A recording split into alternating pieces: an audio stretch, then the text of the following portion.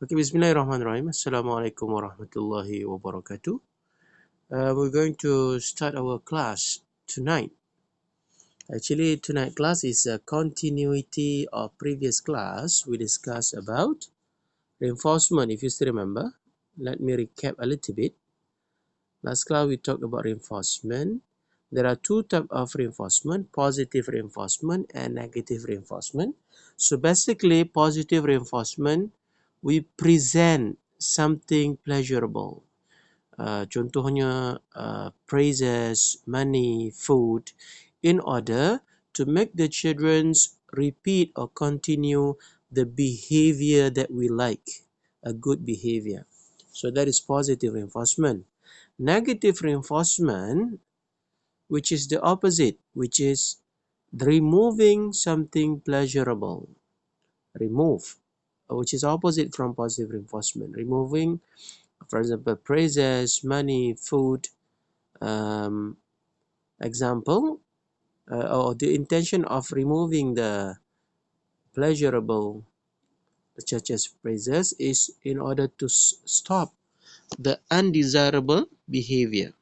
Kita tak nak kanak-kanak buat ataupun ulang perangai ataupun behavior yang kita tak suka. Dengan cara kita remove that something yang dia suka.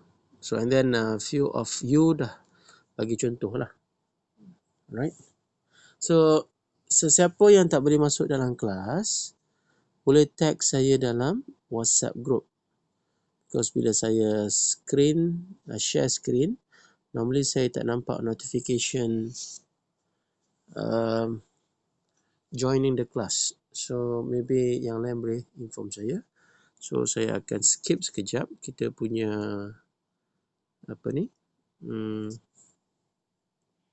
share screen and then I need to approve. Alright.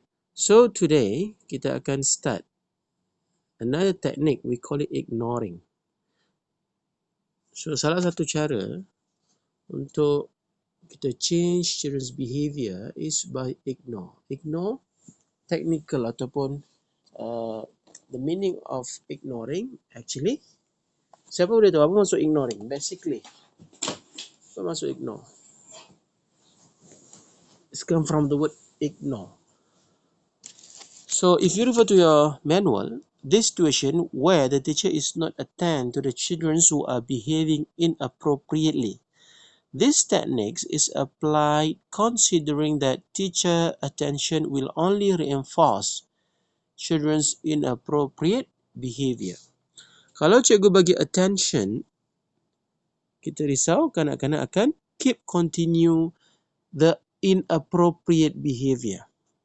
So the objective is to make sure children do not repeat the inappropriate behavior by ignoring the student, by ignoring the children. Dengan cara kita buat tak tahu ataupun ignore dengan harapan this technique will give us the result children will leave the inappropriate behavior. Situation where the teacher not attends to the children who are behaving inappropriately. This technique applied consider that teacher intention will only reinforce children's ill behavior. Contoh yang lain, kanak-kanak makan bersepah. So by ignore, kita tak bagi attention pun dengan kanak-kanak yang menyepahkan makanan. So dengan harapan dia takkan repeat that behavior. Kalau kita tegur, dia akan lebih sepahkan makanan. So by apply this technique ignoring, actually our intention is for them not to do it that inappropriate behavior again. Okay? And then second paragraph, you look at your manual. Ignoring can be effective tool to modification of behavior. It deprives the child from attention that the child wants. It is a good technique to use when a child repeatedly does something that is irritating to the teachers or disruptive to the class. However, this is probably the hardest techniques for teachers to actually carry out. In other respect, there is also another approach in ignoring which refer to a situation whereby the caretakers should ignore simple mistake or fault committed by the children while they are trying to do something good. For example, Ain was trying to make a breakfast for the mother, which is good, but accidentally she spilled the milk on the carpet floor. Here, in this situation, according to one book, Norma Tarazi, 1998, the child's fault should be ignored because the intention of the children is good actually, but is accidentally spilled out the food. So that mistake, the behavior spill out the food on the carpet, we shouldn't focus on that. We just ignore. Ataupun dalam bahasa kita, kita buat tak nampak. Ada kuah tertumpah ke ataupun air tertumpah atas carpet, kita buat-buat tak nampak. Buat-buat tak nampak tu maksud ignore. Tujuannya apa? Supaya kanak-kanak teruskan niat murni dia untuk menyediakan breakfast, untuk prepare breakfast for the mother. So intention tu bagus. Kalau kita tak ignore ataupun kalau kita fokus kepada kuah yang tumpah, air yang tumpah, nanti behavior yang bagus tu dia akan stop. They will not continue that good behavior because we're focusing on the small mistake done by the children. So this is another aspect what we call by ignoring. Okay, sekejap saya kena pause. One of your friends want to join.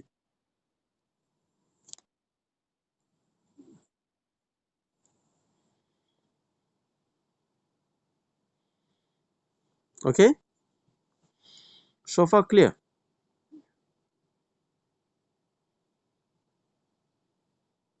Nurul Amira clear?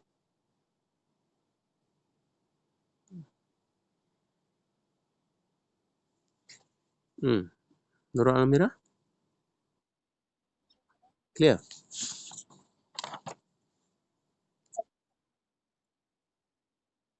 Oh iya ke?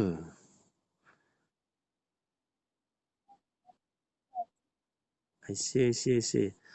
Kalau macam tu saya kena on subtitle lah. Okay. Alright. Ada siapa-siapa lagi yang nak masuk kelas? Tapi subtitle ni should be in English. Alright, let us continue. So that basically the definition of ignoring. Okay.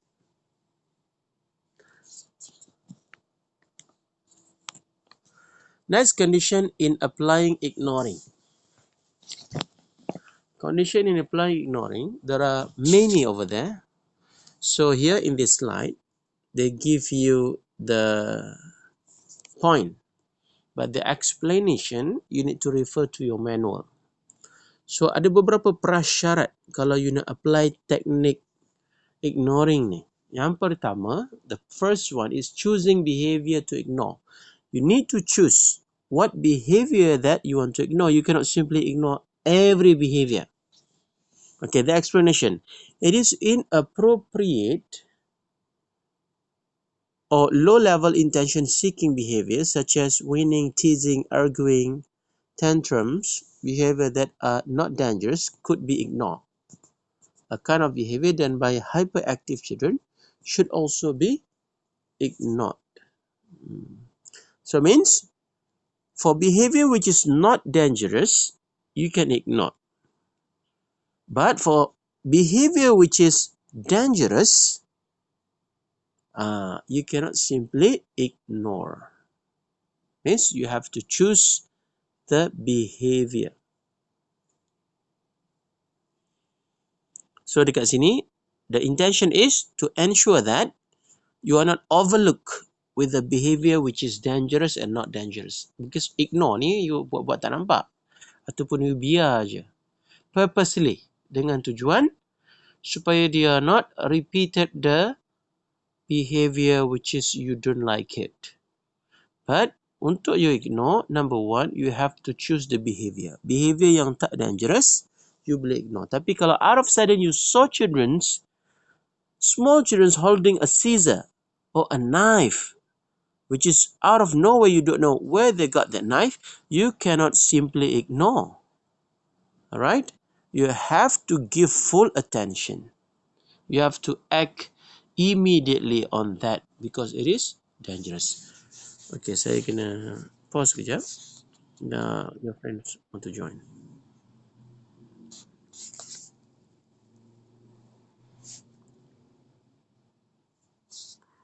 Okay?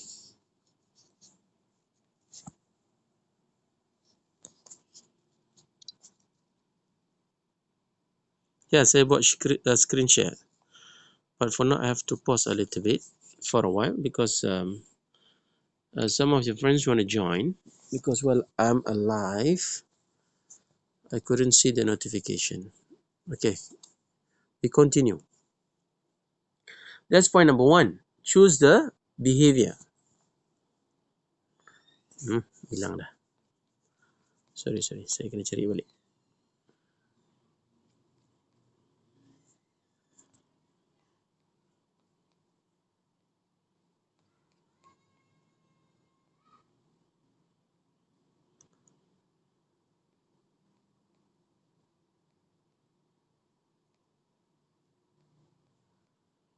Okay, this is the condition. Number two, avoid discussion and eye contact. So, the second condition in apply ignoring, you have to avoid discussion. Macam mana you don't ignore? Bila student tanya, you reply. Alright? When you reply means you are not ignore. And then, you still looking at them. So, dia tak jadilah ignore. Still ada eye contact. Sometimes, the caretakers may think that they are ignoring misbehavior when they are actually giving them considerable attention. Some may ignore by avoiding eye contact with children but continue making sarcastic or critical comment. Dia tak jadi ignore lah ni. Alright? Dia tak jadi ignore, kenapa? You tak pandang, which is good. Because syarat dia, jangan buat eye contact. And then, you tak communicate dengan dia, bagus. Means, tak ada conversation. But, in your discussion, you sarcastic. You buat situation refer kepada that children's. So, dia tak jadilah ignore.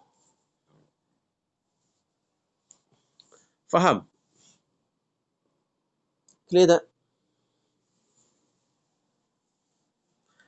Saya tak tengok, saya tak buka. Bila print screen ni, saya tak boleh sebut nama. So, maybe you can, some of you can reply. Clear? Clear melo. Second condition. Clear?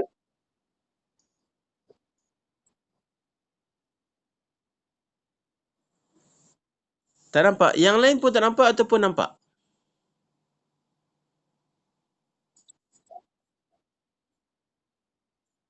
Okey. Kenapa tak cakap? Kenapa tak cakap? Okey. Kau tak cakap. Okey, saya kena present semula screen. Alright.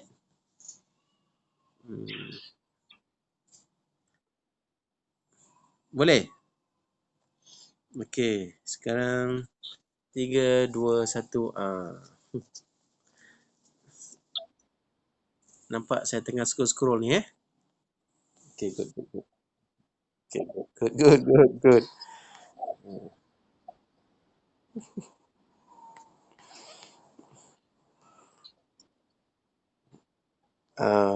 Mungkin yang lain boleh mutekan mikrofon.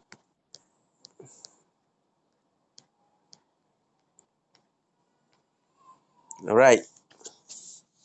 So we continue on third. Actually, this just for explanation. You boleh refer pada slide. At the same time, you boleh tengok kepada you punya manual. So actually, for those who just join ataupun yang baru je nampak slide, we settle number 2, the second condition. The third condition is use consistent ignoring and be prepared to the misbehavior to get worse at first. So, kalau you nak guna teknik ignore, you kena consistent. Right? Tak boleh kejap, seminit je, you ignore. Minit kedua, you dah tak ignore. Alright? You kena be consistent because sometimes the children's response is not going to be immediate. They need time. And then you need also to be prepared for the misbehavior, or you need to prepare for a worse result, the result which is not intended. So in order to see the result, you need to be consistent. Kalau you nak ignore for one class, one period, for example, setengah jam, right? Make sure you consistent ignore that half an hour. You tak boleh 10 minit je. Lepas tu you tak fokus dekat dia semula. So if you're not consistent, you couldn't see the result of using this technique. So that is the condition number 3. Condition number 4, ignore and distract. What is the meaning of ignore and distract? Failure to provide instruction or suggestion for alternative, more appropriate behavior can lock teacher and children into a power struggle, can enforce the children to prolong the misbehavior. So use distraction to reduce children's reaction to being ignored or being denied something, particularly for children 3 and 4 years old or older. Another way to combine distraction and ignoring is to distract yourself for children's inappropriate behavior by talking to another children's or involving in something else. So ignore, sometimes children tak nampak, tak faham yang you sedang ignore pada dia. Alright? So cara supaya kanak-kanak tahu yang you sedang ignore dia adalah dengan masukkan ataupun selit distraction. Make sure they aware that they've been ignored. So caranya adalah how you distract by talking to another children's. You ask a question, for example, and then they know that you ask the question to everybody, including themselves. But when coming to respond, you are talking to another person. Means you're trying to show to them that you are ignoring that student. Ataupun contoh lain. Katakan you nak ignore seorang children's, nama dia Ali. So dalam circle time ada 5 orang, for example. You want them to be aware that you ignoring Ali. So what do? You ask a question to everybody, and then after that, when Ali want to respond, to talk, you talk to someone else. So purposely is to make sure Ali know that you are ignoring him. So that is the objective. Okay, clear?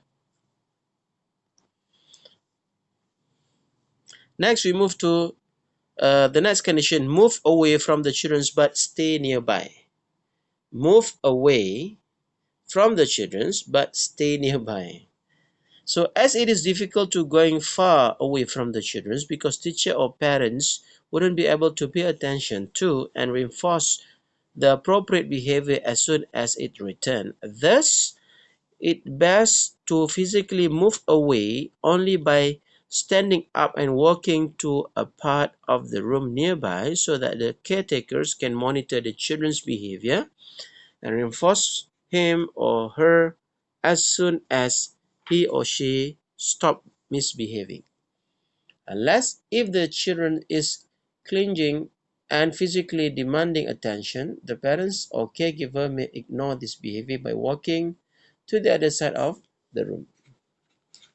Of course, because these children you want to ignore, you need to move away or keep your distance away from the children, but do not too far because of the safety. So you move away but you stay nearby. Ada penjarakan. Penjarakan bukan penjarakan sosial. Penjarakan untuk ignore. Tapi masih dalam situation reachable. If anything happen, you still boleh reach out to that children. And then point number 6, teach other children to ignore the child misbehavior. Other children need to be taught the wisdom of ignoring other children's tantrum and argument when they occur, because when the teachers ignore the children's misbehavior, the other children may give it attention by laughing at and teasing the child.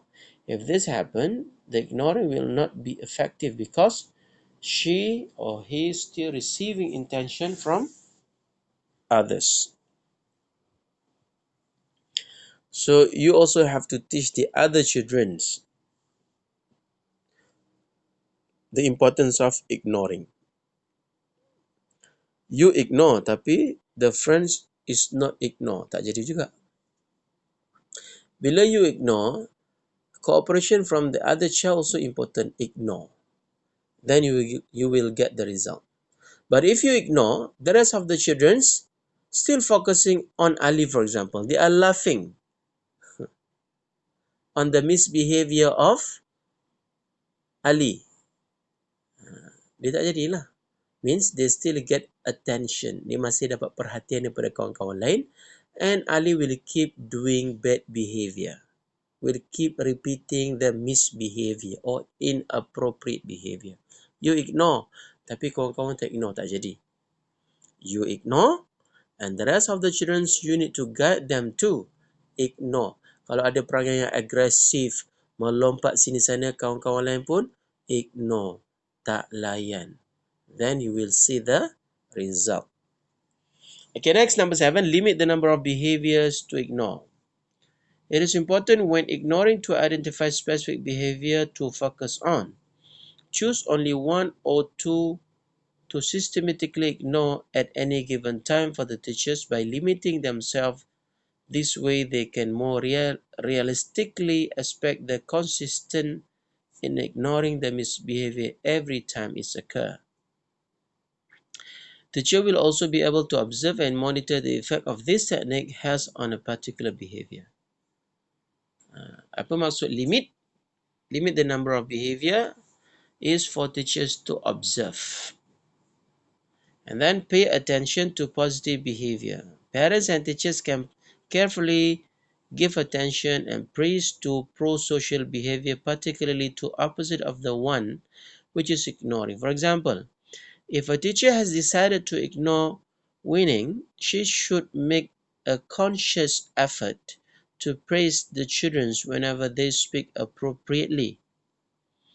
It is important to focus to the positive behavior that replacing the problems. One another example, if the teacher concerned that a child is grumbling or hitting, they need to praise him or her frequently for the sharing and playing nicely. So teacher ignore, but sometimes the children change the behavior immediately or instantly. So that is positive behavior. When you saw a positive behavior replaced by the bad behavior, you need to immediately praise them. Pay attention. Okay? Jangan you ignore sampai dah tunjuk behavior yang bagus pun, teacher ignore juga. So dia jadi tak efektif. Alright? Number 9, give back attention as soon as possible. Ni relate dengan point number 8 tadi tu. Give back attention as soon as possible. Kalau you nampak good behavior, dia dah tunjukkan replace the bad behavior, so immediately praise, acknowledge.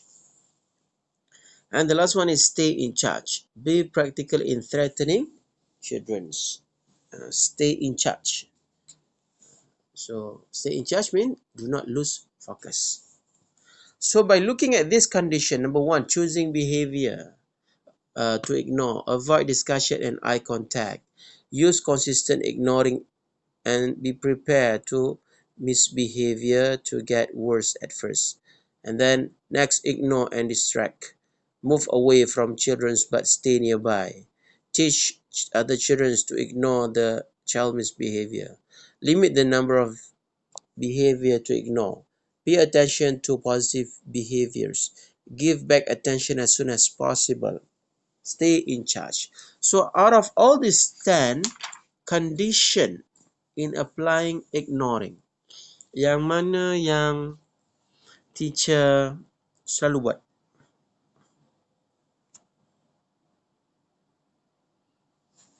Hmm. Okay, saya akan yang mana? Alright, that's good. Avoid discussion and eye contact. So is it working?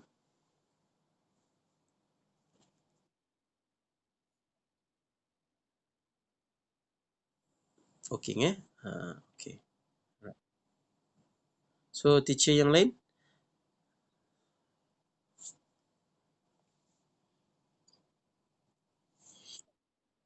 Sama. Number two, avoid discussion and eye contact. Konsisten tak? Ke cikgu tewas? Tiba-tiba bagi juga apa-apa.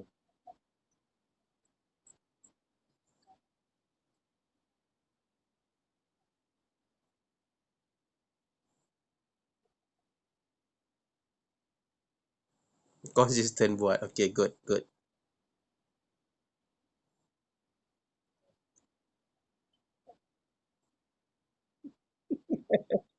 Cikgu tewas, cikgu tewas. Macam mana kanak-kanak comel kan, cakap pun lemah lembut. Dia pun tahu hotspot teacher ni. Dia tahu hotspot teacher kan. Teacher pun tewas awal. Okey, macam mana teacher yang lain? Apa teknik yang digunakan? Syarat-syarat ni daripada 10 condition. Yang mana teacher selalu guna? Okey, saya tanya. Suhaida. Suhaida Ahmad, saya sebut sebab ada nama appear dekat sini. Suhaida Ahmad Hassan. Daripada 10 ni yang mana tak faham? Semua clear? Is it clear? Clear Okey, Nurul Amira.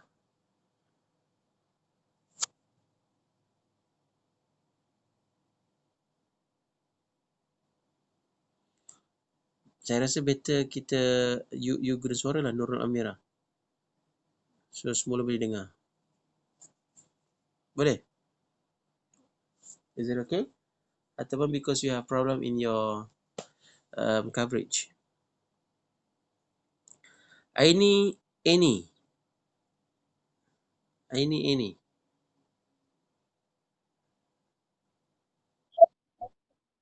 So which one? Yang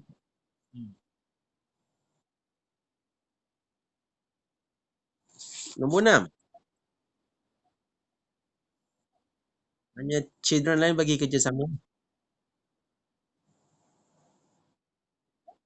Mana children lain bagi kerjasama?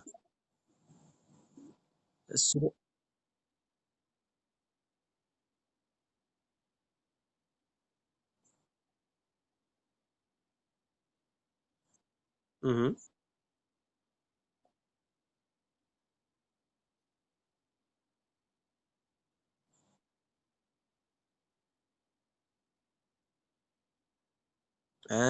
then it's work.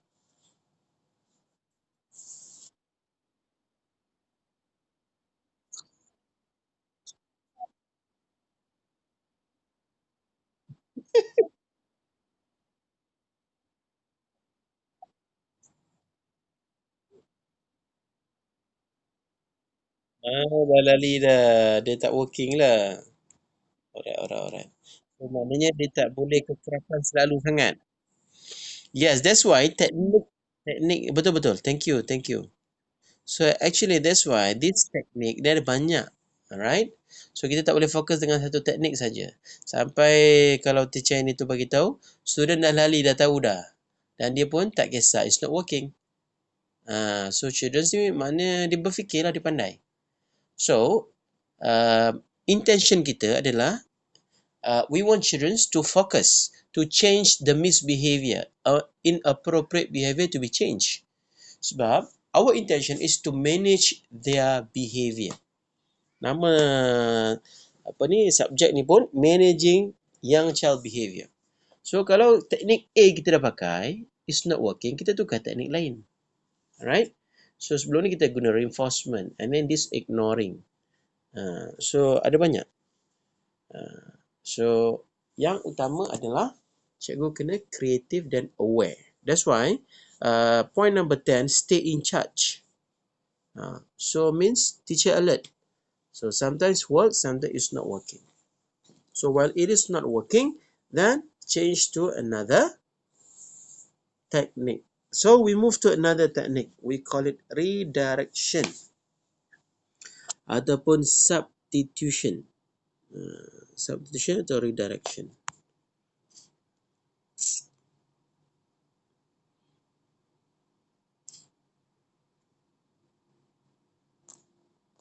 Okay, if you look at your manual, redirection, substitution.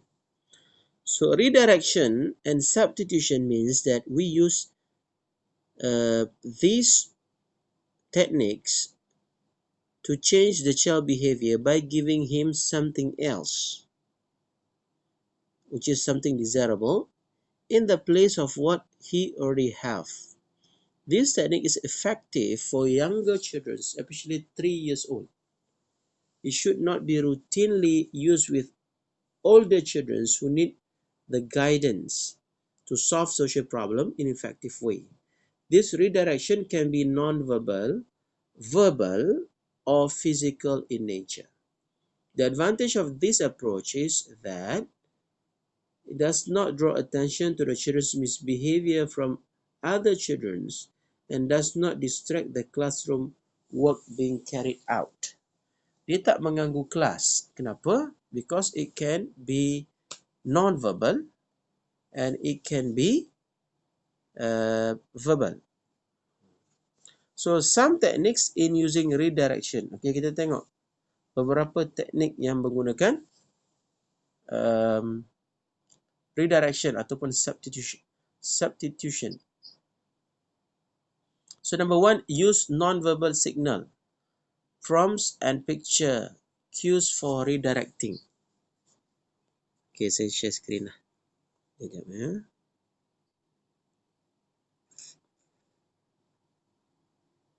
Semua nampak skrin ke ni sekarang? Nampak skrin kosong kan? Nampak nama je. Okay. Sekarang nampak apa? Nampak slide. Okay. Ini saya kena scroll semula. Okay, basically redirection faham maksud dia?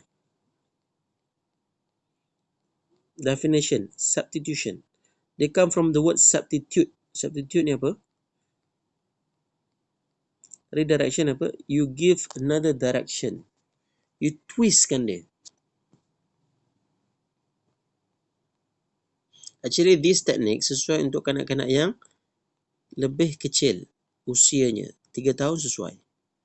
Yang lebih berusia kadang-kadang tak sesuai sebab dia dah boleh fikir. Dia dah kreatif. Mana dia? Alright.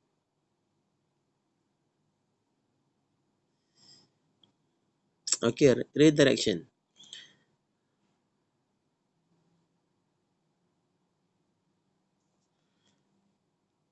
Okay, some technique. Actually dalam slide ni, dia tak berapa nak, ni terlalu simple.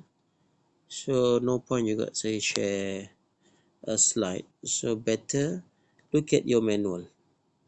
Alright? So, look at your manual. Number 1, use non-verbal signal, pictures, cues for redirecting. You tak cakap. Non-verbal signal or prompt that has clearly established meaning regarding a particular rules for behavior. Example, light, musical sound, thumb up, fingers point, down, signal, give me 5. Ataupun as simple as bila you tunjuk jari dekat mulut, maksudnya senyap. Okey, ataupun you tunjukkan tangan, tunjuk pegang kat kepala. Pegang kat kepala maksudnya apa? Okey, ready. So that is redirection. You twist children's. For example, children tengah leka, dia menjerit lah, dia berlari. Okay, you pun play music for example, ataupun you tunjuk jari for example. So means you redirect them from keeping doing the inappropriate behavior to appropriate behavior. So that is non-verbal. Number 2, use physical redirection to practice divert and diffuse. Physical direction, children physically need through the motion of activity that is expected. Number 3, positive verbal redirection. Ini guna verbal. Try to avoid negative verbal redirection. Sometimes, a teacher can signal a child by simply mentioning the student name while the teacher is teaching a lesson. This gives minimal attention to the misbehaving child and is often enough to get a child back on track without resorting to consequences. One of the most effective positive... memang saya tak tunjuk slide pun. Saya saya tak tunjuk slide sebab dekat refer dekat manual. Dekat slide tu dia terlalu simple untuk topik redirection. So better refer dekat manual. So now we are on page 67, point number 3. One of the most effective positive redirection is through the use of proximity praise. However, when the teacher praises the children who are working hard, paying attention and following direction, their praise serves as the reminder of verbal redirection to the children who are not engaged in this behavior. So the first two, non-verbal. Number 2, physical. Okay, you boleh gunakan you punya physical sign. Number 3, verbal. Verbal ni bercakap lah. Tapi pastikan bercakap perkara yang positif untuk redirect dia. Okay, listen. Ready, childrens. Alright, surprise. Get ready. Ni kita guna verbal. Kita nak redirect, nak twist the misbehavior. And then number 4, use other children to help redirection. Use other children. The best example is the use of peer modeling. Example, redirecting the child attention by praising other children in front of other child. So Ali ni ada masalah. Kita refer pada Ali senang. So Ali ni berlari ataupun loud in class. So si Ahmad behave baik.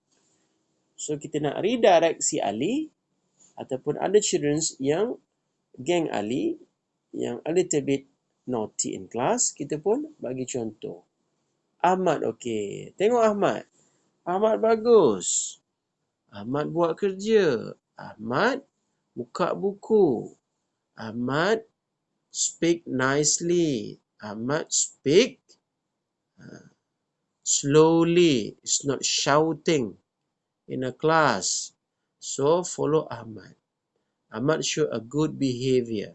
So kita jadikan other children, which is Ahmad, sebagai role model untuk kanak-kanak yang misbehave macam Ali supaya change. Because you are focusing on Ahmad, so the intention is Ali and the rest will follow the behavior of Ahmad. Number 5, reminders or warning of consequences. Ini saya rasa biasa teacher buat. If the child reluctant to change to the new activity, the teacher can remind the child about the consequences of his refusal. This may take the child prefer the new activity and leave the unwanted activity. Reminder. Okay. Macam warning. Ini biasa cikgu buat. Alright. Ali, kalau lari lagi, nanti cikgu bagi tahu dekat parent. Macam warning kan. Ataupun teacher bagi tahu principal. Siapa-siapa yang ditakut lah. So this is reminder or warning of the consequences. Number 6, calling children aside. Tarik dia tepi. Selalu kita panggil PM tepi tu kan. So ni lebih kurang lah macam PM tepi. But calling children aside means the closer the child to the teacher, the better the acceptance of the children to redirect themselves to the new activity. So normally apa kita buat? Kita akan fokus children yang misbehavior ni duduk sebelah teacher ataupun duduk dekat seat depan sekali, depan teacher, supaya senang.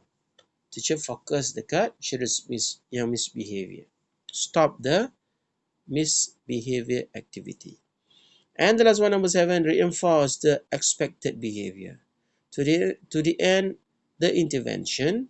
If the child complies with the new activity, teacher should give reinforcement as a sign of teacher token to the child. Reinforce the expected behavior. Memberi galakan untuk behavior yang baik, yang bagus. Okay. So far, redirection, substitution. Clear? Faham tak? Teacher Shasha. Clear ke? Faham ke? Redirection ataupun substitution. Teacher Shasha? Are you there? So, redirection. Yang mana yang biasa digunakan?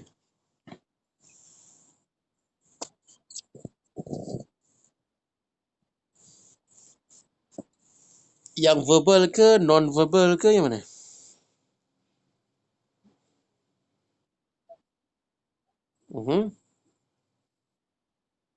Biasa verbal tu yang mana? Cuba bagi example.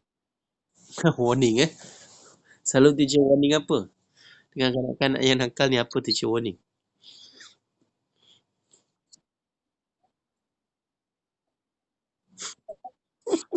Dan berkesan.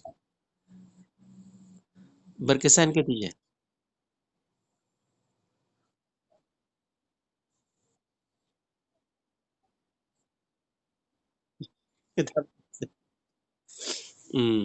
So kita pun kena tukar-tukar lah kan. Sometimes berkesan. Yang mana nak betul nak balik tu, yang pakai bag excited, kalau yang tu kita kata tak boleh balik, dia akan berkesan. Yang mana parent dia tahu dah, parent dia datang lambat, kan, dia selalu last, dia tak kisah sangat pun. Okay, good? Tak kisah sangat. So kena tukar teknik. Okay, Teacher Wahida Amiruddin.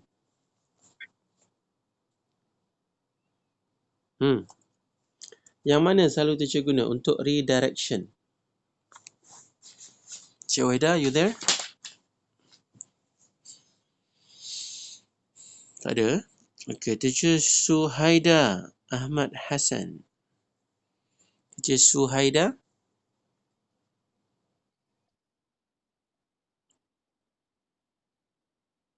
Jaga baby Jaga baby. Jaga baby dia tak ada kaitan lah. Dia tak boleh nak guna apa-apa kan. Nombor 6. Okay. Itu untuk yang baby.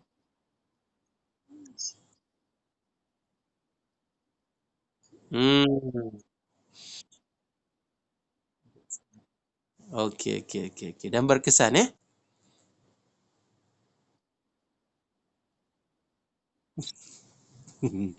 Okay, bagus. So, bagus main cerita dengan teacher-teacher ni sebab dia hands on experience. Alright. Next, Nurul Adila. Nurul Adila. Teacher Nurul Adila. Okey, yang mana? Yang mana guna?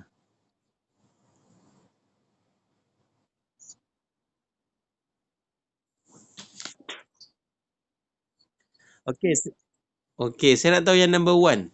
Non-verbal sign guna yang macam mana? Cuba bagi example.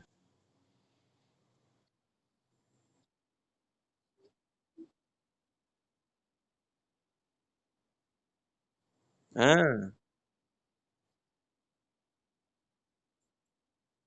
okey. Biasanya bagi contoh satu syarat apa?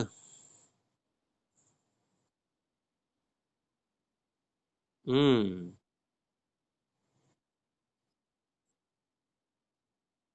Ah, okey, okey. So, memang akan nyanyi lagu ataupun tunjuk sign saja? Okay, good. So means dalam bila dah habis lagu tu, children boleh apply lah. Dia faham. Okay, good, good, good. Okay, thank you. Next, Teacher Melur.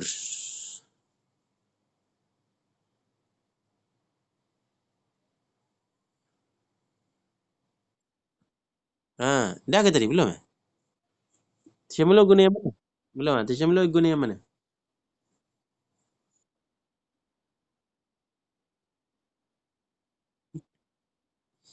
Cikgu disiplin ni, warning-warning ni. Ha,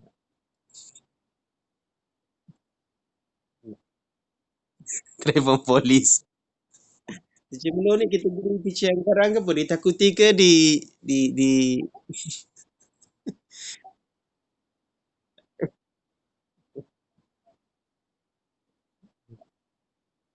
betul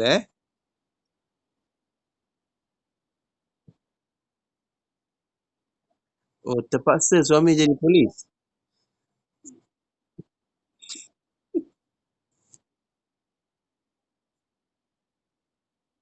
Ha.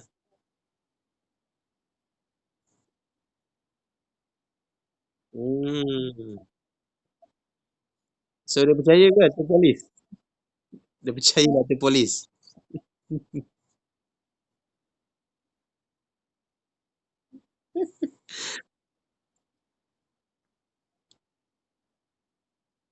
Hmm.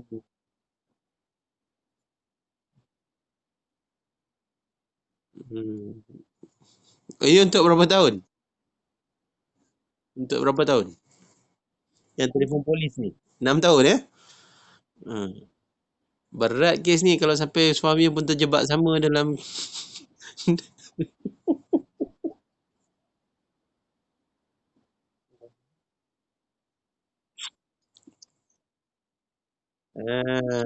Memangnya teacher pun dah tak pakai saman, dia terpaksa guna suami dia untuk involve sekali.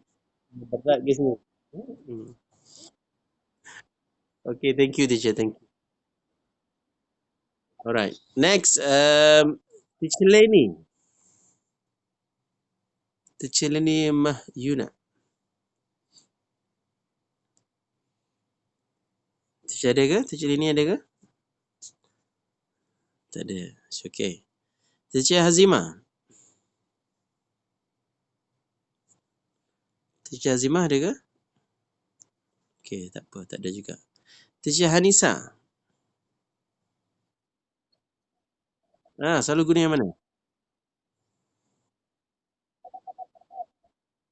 Oh, ni sama juga ni. Ni cikgu disiplin juga ni. So, apa warning yang selalu digunakan?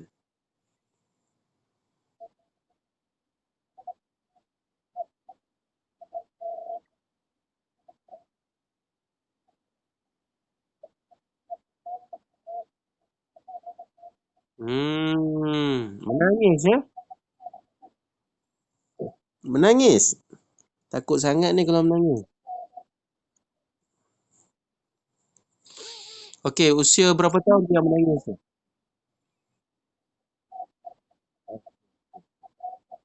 Alright, kalau 3 tahun logik lah sebab dia kecil lagi, dia boleh menangis lah. Ha. Ha. Tapi jangan selalu sangat, nanti dia jadi takut. Alright. Kalau misbehavior saja buat.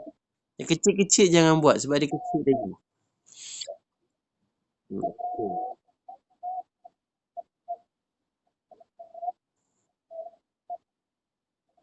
Okay, alright.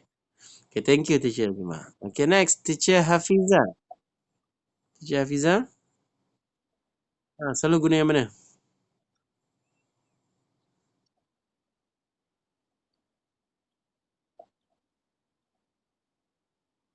Oh, setahun lebih. Okay, so cuba beritahu macam mana guna nombor 3 tu, positive verbal tu. Dah bercakap dah tu. Guna verbal. So normally teacher guna yang mana? Apa contoh-contoh?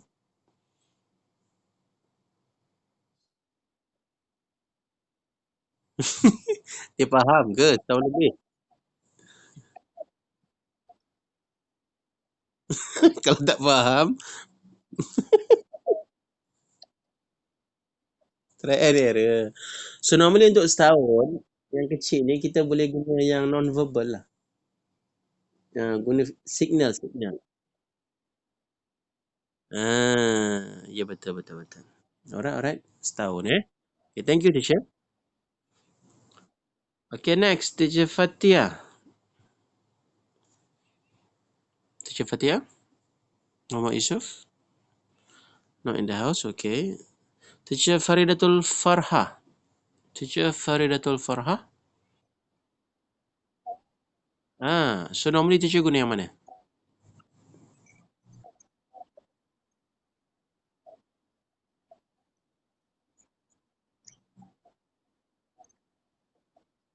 Hmm.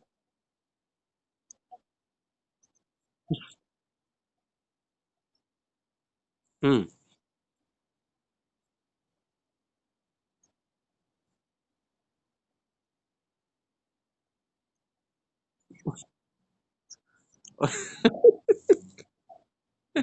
Nampak macam faham ni?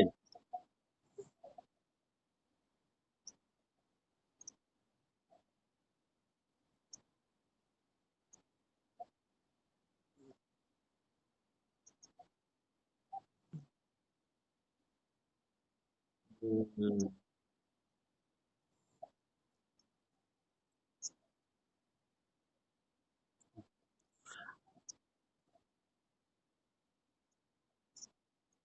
Hmm. Hmm. Maknanya dia faham makan tu. Hmm. Dia faham yang makan tu. Teacher tak nak bagi makan, makan lah. Okay. Alright. Okay, thank you. So normally umur setahun ni kanak-kanak tak berapa faham lagi lah. Right, normal. Ada some children setahun setengah tak bercakap lagi. Even 2 tahun pun tak bercakap lagi. But simple instruction they understand. A simple instruction dia faham. So don't expect they to understand like children who are older than them. So this time dia kena perlu lebih guidance, lebih assistant daripada teacher. So of course yang penting normal kanak-kanak dia punya by nature dia are playful. Dia akan banyak aktif main, especially boys. So that is normal. Cuma kita nak lah dalam kawalan. Tapi you tak boleh expect children every time will follow teacher's direction. Diam, kalau teacher kata sekali diam, dia akan diam for the whole class. Impossible. Alright, so kita be rational. Boleh tegur, tapi you kena expect they won't last long. Attention span dia very short. So dia lebih kepada you stimulate lah, ataupun you guide, facilitate. Children umur yang lebih kecil, so dia lebih mudah untuk follow. So you banyak kena tunjukkan sample, example yang bagus. So dia very fragile, dia punya mind, senang untuk ditwist, senang untuk diubah. You twist aktiviti lain, dia akan ikut. Twist aktiviti A, dia akan ikut aktiviti A. Twist aktiviti B, dia akan ikut aktiviti A. Kalau dia bising, dia immediate sekejap je dia boleh senyap if you twist the activity. Dia macam umpama macam lalang lah at early age dia ikut je. So direct the children's using non-verbal or physical direction. Okay, alright. So next, yeah. Mm-hmm.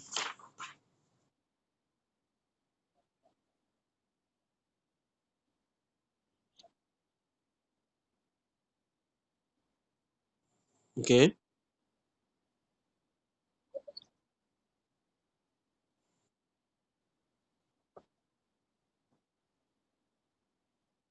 Mm. Ah, boleh, boleh, boleh.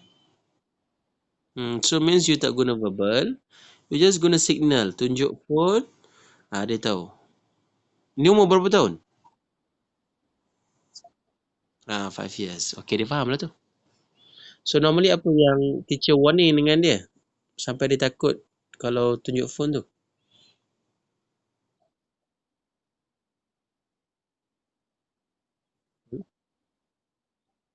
Hmm.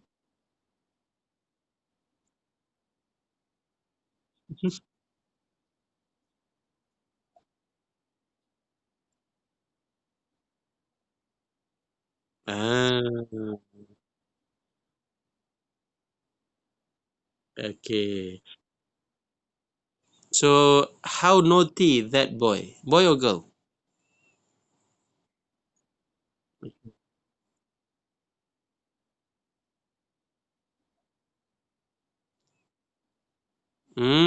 Okay. Compare dengan kawan-kawan lain, dia yang tak boleh tahan lama.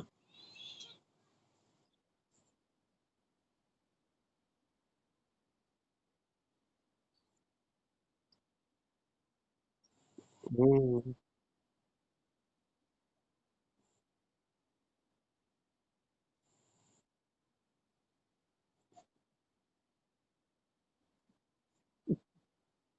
Hmm. Hmm. Dari daripada mana? Daripada mana?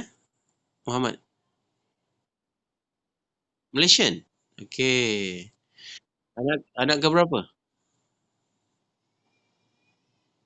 Eldest? Okay, okay.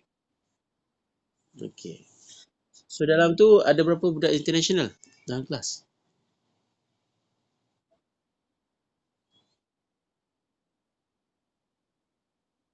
Okay, tapi Ahmad yang Malaysia ni antara yang tak boleh duduk diam.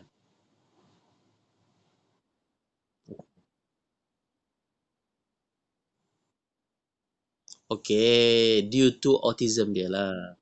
Okay, okay. So make sense lah. Make sense lah. Hmm. Tetapi tak apa, at least dia faham dengan signal. Kita tunjuk phone means dia faham supaya dia control behavior.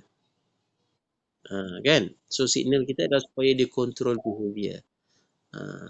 So which is that's good.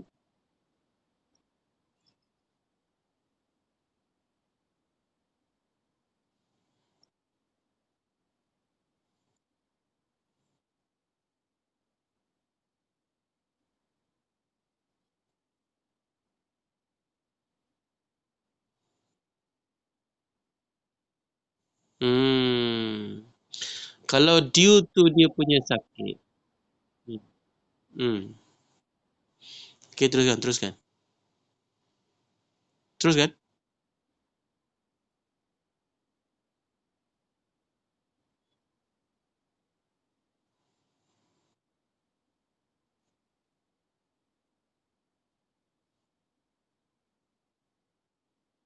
I see. Okay, okay, okay. Alright. Hmm.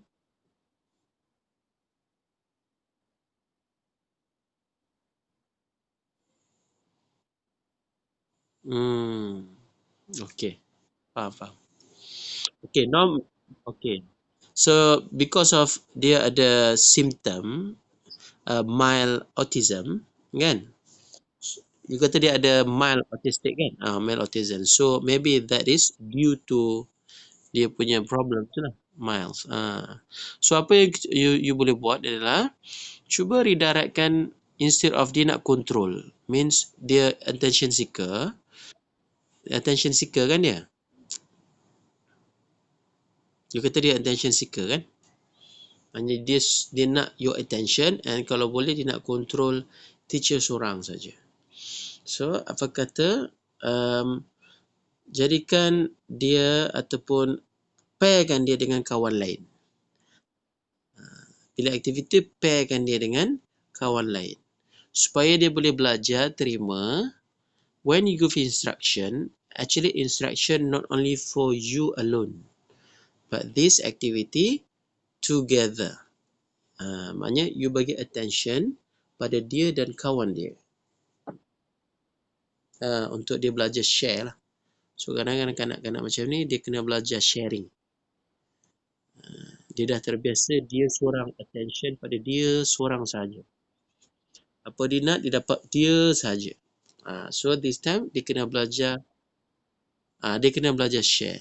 Challenging sikit lah, tapi kita kena ajar dia.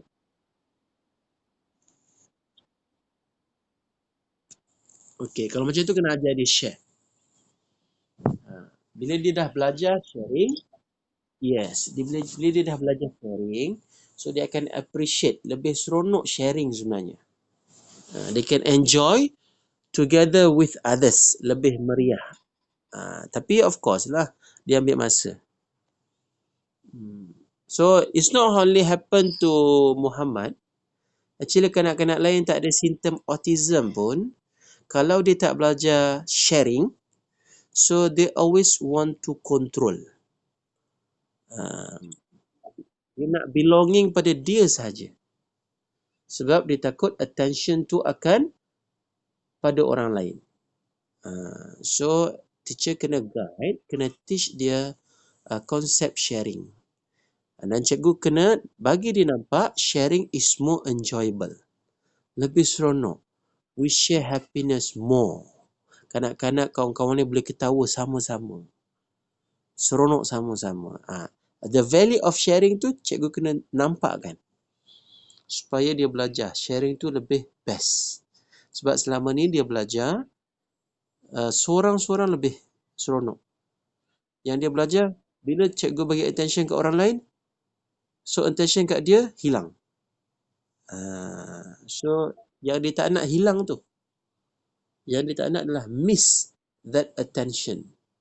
So kalau boleh dia nak sentiasa ada attention. Dekat sini cikgu kena ajar konsep share. Seronok sharing. Sharing is caring. Biasa kita faham lah kan. Kadang-kadang tak faham tu, apa tu caring. Dia tahu. Konsep teacher faham sharing is caring. Masalahnya children tak faham. Apa yang dia dapat?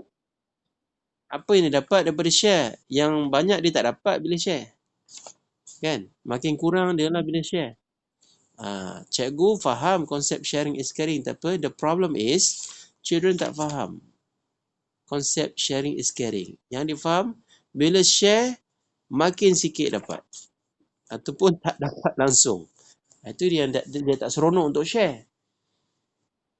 So cikgu kena twist, change the idea. How share can give them more happiness. Macam mana share lebih seronok? Cikgu kena tunjuk lah. Contoh. Itu assignment cikgu boleh fikirkan. Macam mana nak bagi kanak-kanak ni faham sharing sebenarnya lebih best. Sharing lebih seronok. Kena carilah aktiviti yang seronok dibuat beramai-ramai. Supaya dia rasa.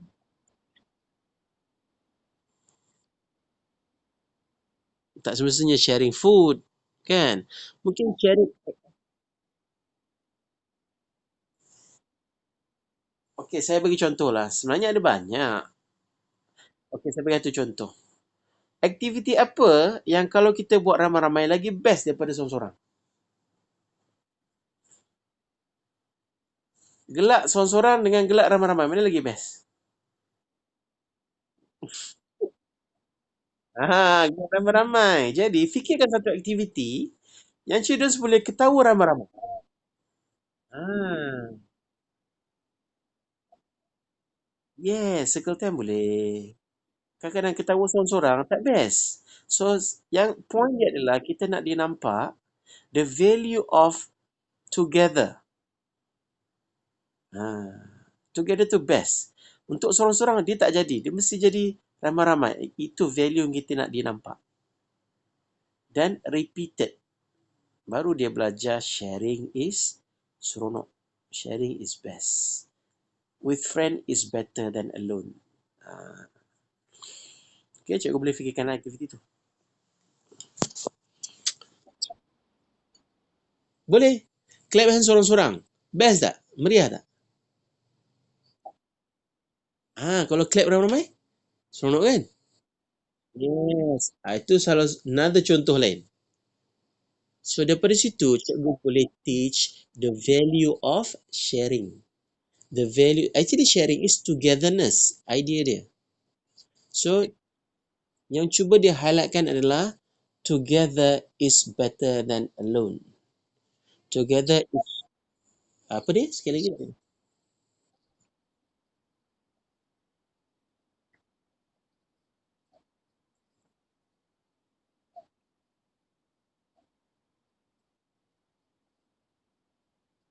Hmm. Hmm.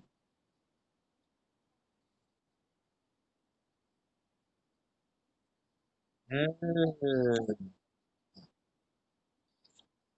Yes, correct. Hmm. So ada banyak lagi aktiviti lain, ada banyak lagi aktiviti lain actually. Tapi teacher kena fikirkan lah. Saya ada banyak aktiviti. Tapi saya nak cikgu fikirkan. Benda tu actually teacher semua dah buat dah. Cuma sometimes terlepas pandang. Kan?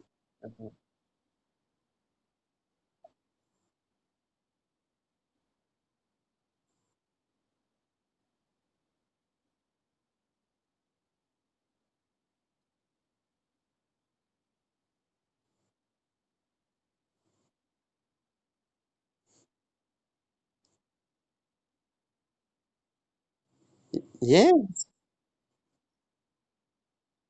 Betul, betul, betul. Tu contoh lain. Tengok kan ada banyak contoh dah. 3 dah. Yes, dah buat dah. Ah. Kadang dia sekadar buat tapi tak nampak value tu.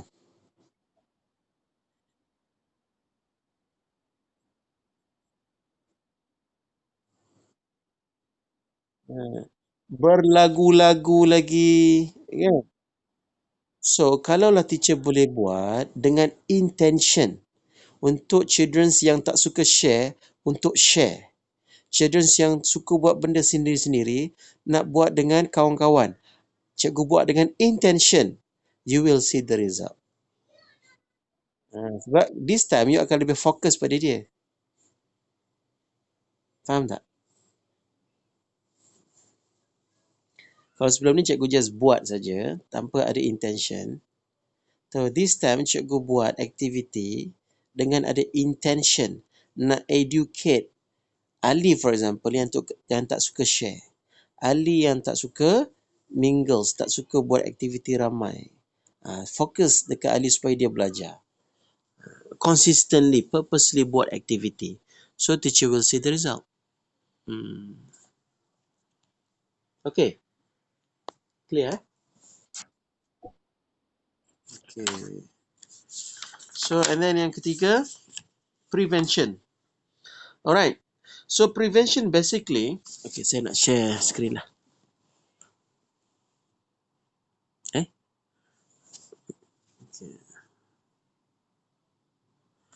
Okay, untuk prevention, so basically ada 3. Prevention. Apa tu prevention? Come from the word prevent lah. Prevent is also known as modification of the environment. The main goal to this technique is to avoid certain behavior before it happen. Before happen. So cikgu dah foresee dah nampak apa akan jadi. So by changing the environment, certain unwanted behavior can be prevented. For example, to avoid the behavior of running in the class, Teacher change the arrangement of the class, change the furniture arrangement. So prevention lebih kepada teacher's expectation of the misbehavior. So by taking few action, for example, on 3 part. The first one is physical setting. Number 2 is materials activity. Number 3 is management of time. So by changing all these 3 things on the environment part, teachers can reduce the risk of the misbehavior. Contoh, number 1, physical setting. Macam-macam lah. Physical setting normally kalau nak mengelakkan children berlari, melompat, teacher tukar. Daripada ramai-ramai melompat, dia limited. Tak ramai yang boleh lompat. Berlari, kalau ruang yang luas, children akan bebas berlari sini sana. Dengan teacher arrange, tukar setting, susunan. So, untuk dia berlari, kurang. Lebih kontrol. Ataupun dia berlari, dia mesti kena cross teacher dulu. Dia susah nak lari. So, by changing the physical setting arrangement. Number 2, materials and activity provided within the setting. Dari segi materials. Materials need to fit the age and development level of children. Sometimes, ada material yang kita tahu that material menggalakkan children untuk tak terkawal aktiviti. Dekat situ lah ada rak, dekat rak tu lah ada bola lah. Ada benda yang menarik perhatian dia. So, cikgu kena tukar. Alright? Change. You know your children's better. You know what materials inside your classroom which can stimulate or trigger them to be hyper, to be to not focus in the class. You know your students. So, change. Modify. And then number 3, your activity. Normally ni fokus lebih kepada curriculum lah. Activity. In terms of activities, developmentally appropriate to suit the needs of the children. It must actively involve children, then activities that derive from the experience of the children. The activity should enhance the understanding of self, family and community. So, on activities, ni teacher kena work together. Think what are effective activity for your children depending on the age. For 3 years, apa activity yang effective? For 2 years, for 1 year, for 5, 4. So normally, teachers on that particular class, they know what is suitable for their children. So better sit down and discuss. Jangan risau untuk modified activity according to the need of your students. Aktiviti untuk preschool A tak semestinya applicable untuk preschool B. Aktiviti yang dikatakan paling bagus dekat preschool B tak semestinya applicable untuk preschool C. So because the students are different, the value is different, their understanding is different, the setting is different, parenting style different, teachers capability is different, facilities is different. That's why dia tak boleh ada satu perkara yang applicable dekat semua tempat. But as a standardized, sebagai guideline boleh. Tapi you tak boleh ambil satu sistem ataupun satu aktiviti yang bagus dekat satu tempat untuk digunakan tempat lain dan memberi kesan yang sama. So you couldn't expect that. Number 3, management of time. Some guidelines for programming schedule for children. Alternate activity for the class. Example, outdoor followed by indoor. Noisy time followed by quiet time. Ini management of time. Balance between child-initiated activities and teachers-initiated activities. Okay, what's the difference between teachers-initiated and child-initiated? Contribute to the development of the child all aspect. But teacher-initiated, training children, namely with adult. Ni dia ada gambar dia tertutup sikit. Child-initiated and teacher-initiated. Dia macam teacher-centered and child-centered. Alright? And then schedule needs to be take account to the development levels. Schedule. For example, for older preschoolers, they can play longer time and involve in various activity within a day. Common activity are like music time, storytelling, but for younger preschoolers, they may need special activity that includes time for functional activities like toileting, napping. This is for younger children. So the activity should be suitable for active young preschoolers. The activity should be take account transition time between activities. For example, it is enough time to accommodate queuing time to wash their hands after art time before going for the meals. So dia lebih pada time management. Sometimes benda yang simple basuh tangan je. Tapi that washing can take longer time if teacher do not focusing enough on the activity. Basuh tangan boleh jadi setengah jam. Right? So that's why time management is very important. And the last part is action and reaction of the adults. The teacher must be knowledgeable about the childhood development and early childhood education so that they will have a comprehensive understanding of the children's needs and behavior. Teacher personal characteristics are so important to shape behavior development on the children. Some good characteristics for teachers. Number 1, warm. Number 2, nurturance. Number 3, patient. Saya percaya cikgu ada ketiga-tiga sifat ni. Warm, nurture and patient. Betul tak?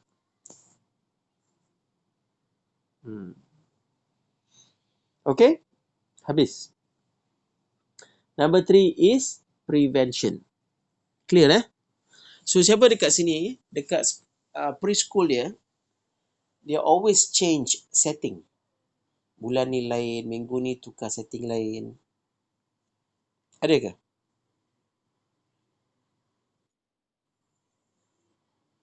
Tukar arrangement.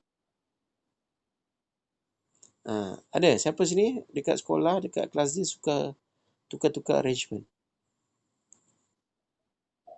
Apa tujuannya?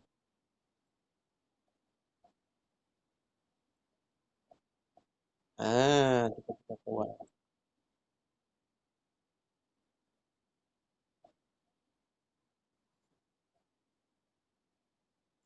Apa intention teacher?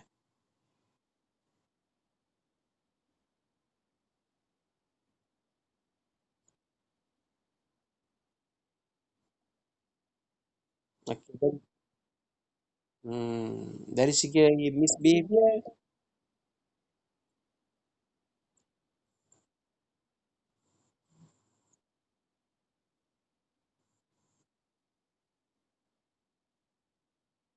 Hmm.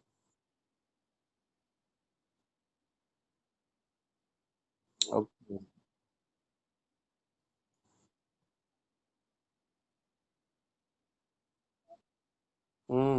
Okay. Good, good. Thank you, Teacher Melo. Alright, Teacher lain ada tak buat physical setting ataupun activity ke?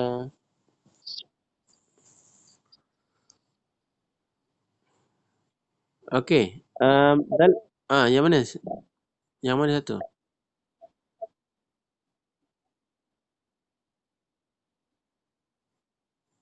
Okay. Apa intention you?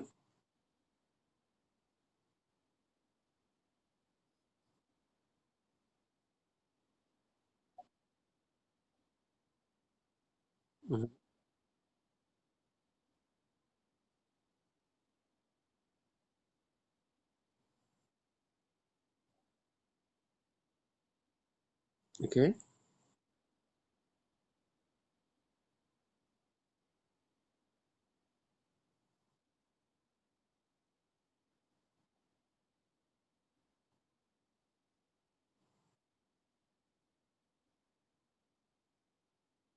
Ah.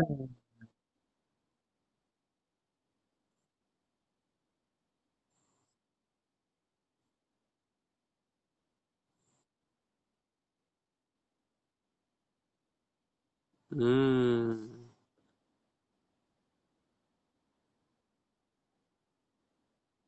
So yang mana tak behave tu, you tukar arrangement macam ni, dia works ke?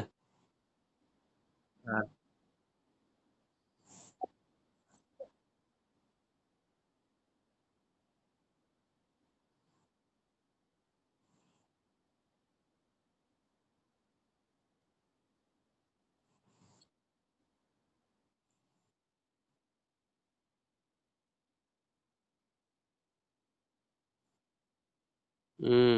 Okay. So that is on physical setting, eh? Okay, ada tak yang buat material ataupun activities yang you change, you modify, you buat amendment untuk prevent unintended behavior? Ada? For example, dalam kelas, ada material-material yang you memang take out because can stimulate children to be hyper, stimulate children to be noise, toys. Ah,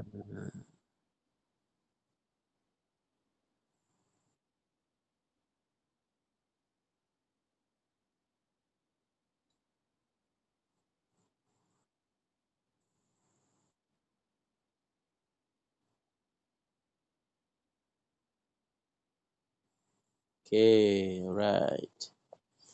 Okay, thank you. Management of time. Siapa dekat sini teacher yang ada problem on management of time?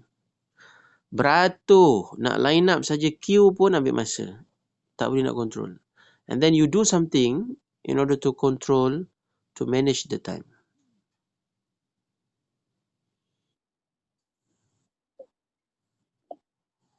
Apa dia?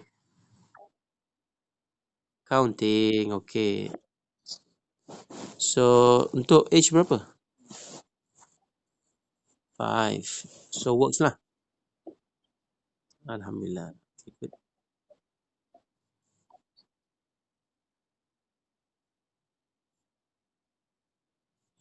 Tinggal betul ke?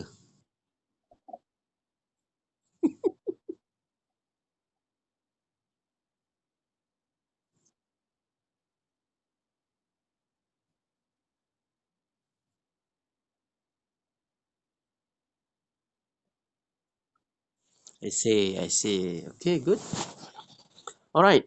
The last part just now, kita cakap tentang 3 karakteristik teachers yang sangat penting. Okay. Dapat tak tadi yang 3 tu? Apa saya sebut tadi?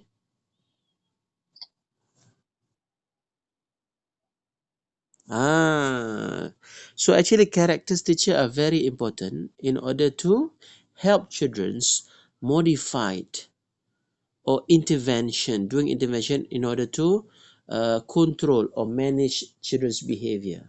So normally teacher have these 3 characteristic of teachers. Teachers are warm. Apa maksud warm?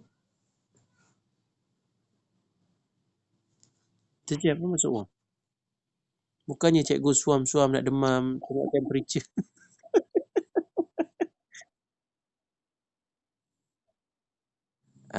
Yes. Maknanya cikgu ni easy going.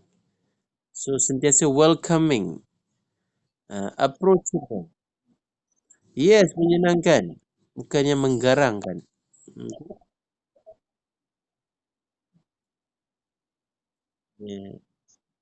Memanglah cikgu ni garang tapi ada masa bukan all the time. Hmm. Betul, betul. Okey, okey lah tu kalau dah faham. Sebab kadang dia faham warm lain. Ni nak demam COVID tak boleh datang sekolah. Okay. Okay, number 2, characteristic teacher. Apa dia? Nurturance. What is nurturance? Dia automatic. Teacher ni dia mesti nak didik, nak nurture. Alright. Dia nak guide. Tu by nature. Dia tak boleh tengok benda tak betul. Dia akan cuba betulkan. Dia tak boleh tengok kanak-kanak susah hati, kanak-kanak yang terpinga-pinga, kanak-kanak yang children's yang orang kata perlukan guidance, automatically teacher akan guide, teacher akan nurture. Ini adalah sifat teacher, especially preschool teacher. Automatically they will have this character is inside their blood. And the last one, apa the last one? Passion. Passion ke teacher semua ni?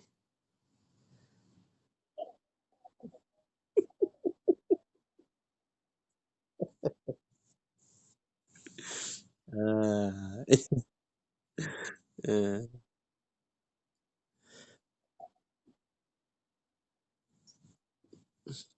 saya nak tanya dekat, okay, saya tanyalah pengalaman teacher kan. So kalau teacher tengoklah sesama teacher, kawan-kawan yalah seangkatan. So siapa yang teacher nampak yang paling passion, yang tak dengar? Hello, sekarang dengar? Sangkut-sangkut Okay, if you look at your friends in preschool, siapa yang paling patient sekali?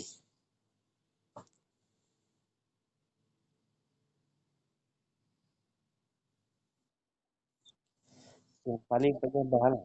Tak. Bukan budak. Budak apa? Teacher. Kalau you tanya kawan you lah, cuba tanya teacher lain. You tanya dia dengan ikhlas, pandang mata dia, pegang tangan dia, teacher. Bagi tahu saya dengan jujur, adakah saya seorang yang penyabar? You tanya teacher lain, komen tentang you, adakah saya seorang teacher yang penyabar? Jawab dengan jujur.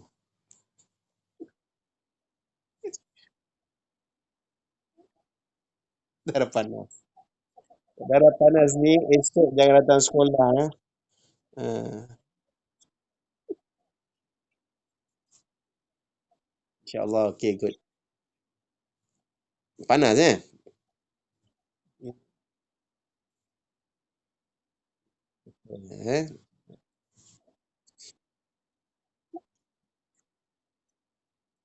Tak penting. Oi, bagus. Itu orang kata, 20 tahun cakap nak berhenti tak berhenti-berhenti.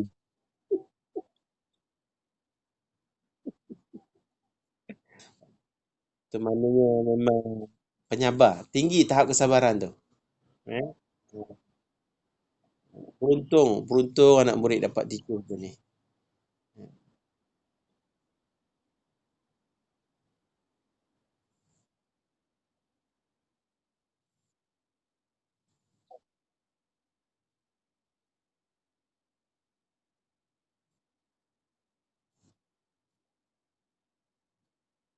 Ah,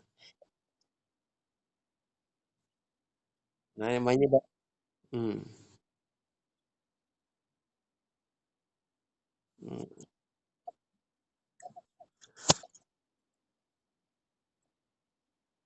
Maknanya tahap kesabaran tu dah mencapai makam yang tertinggi lah tu ya.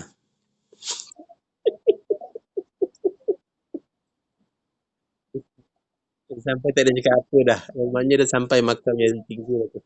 Eh?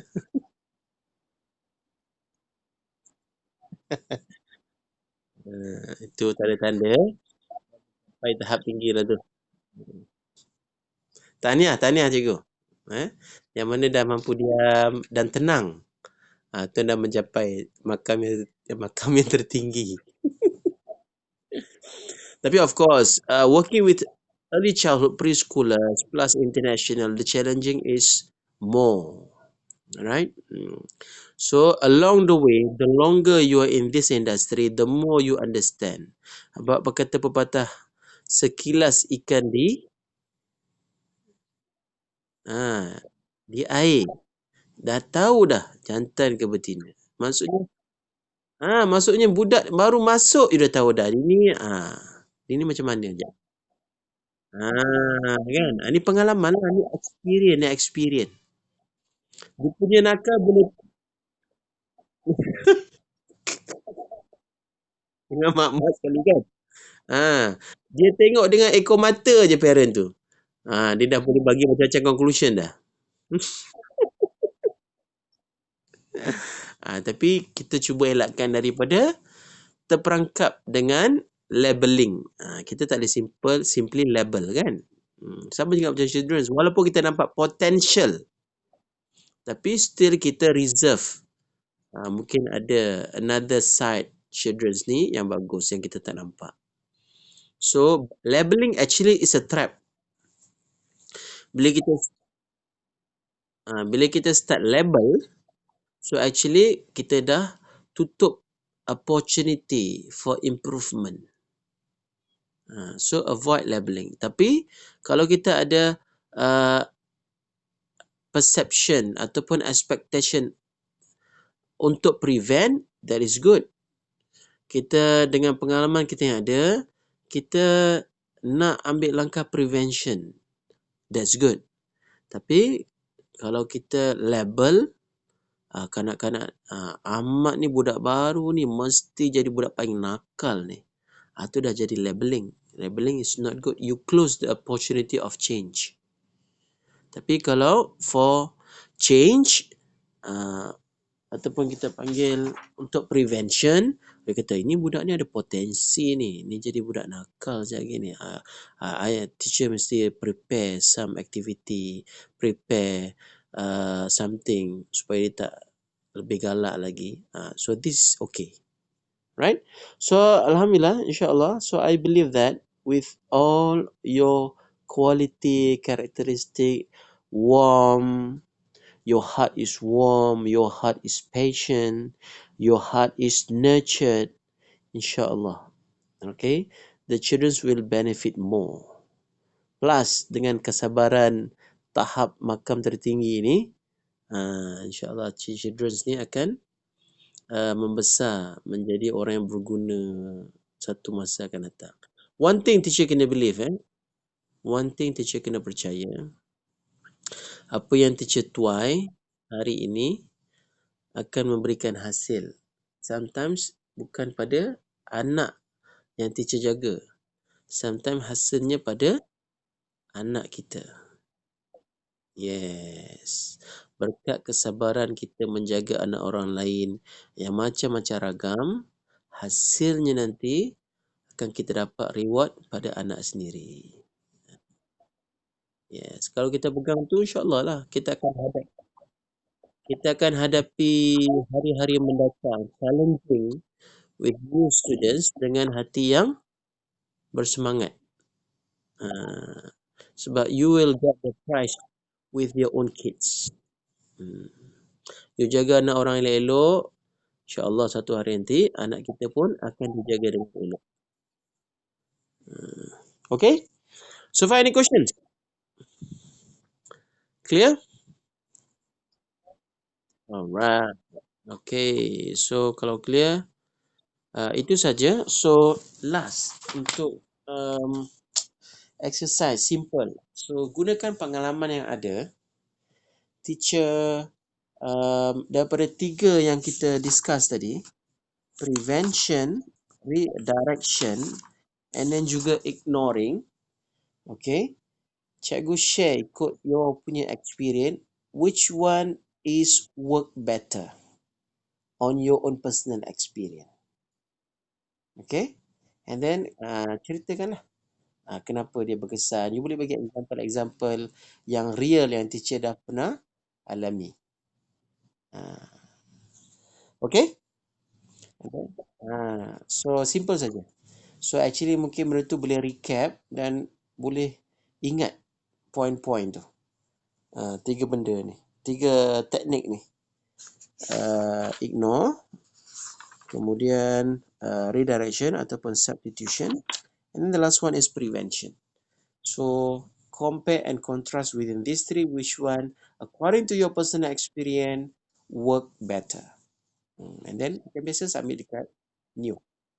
Okay? Alright, so that's all. Thank you very much. Okay, Assalamualaikum.